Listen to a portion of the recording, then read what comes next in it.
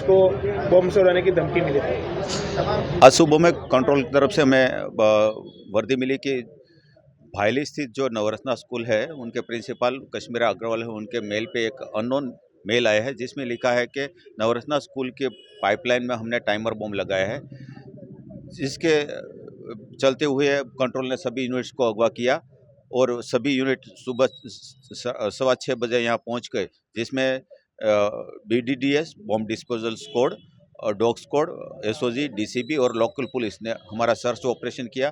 यहाँ पूरा परिसर है स्कूल का और बिल्डिंग्स और रूम है, सभी चेक किया, अभी कोई शंकास्पद चीज़ मिली नहीं है।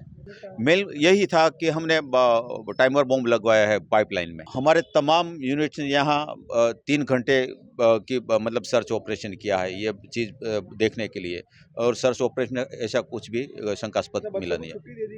हाँ, अभी प्रिंसिपल से बात हुई तो बोला कि बच्चों में किसी भय का माहौल पैदा ना हो, इसीलिए उसके वाली को बोल दिया कि आज स्कूल बंद रहेगी। साइबर सेल हमारा है, उनके पीछे मेहनत कर रही है और IP एड्रेस मिल जाने के बाद पता चला कि कहाँ से और किसने भेजा है। जो तमे अमने YouTube पर જોઈ રહ્યા હોય તો સબસ્ક્રાઇબ કરો અને બેલ આઇકોન જરૂરથી દબાવો, જેથી દરેક વિડીયોની નોટિફિકેશન તમને મળતી રહેશે।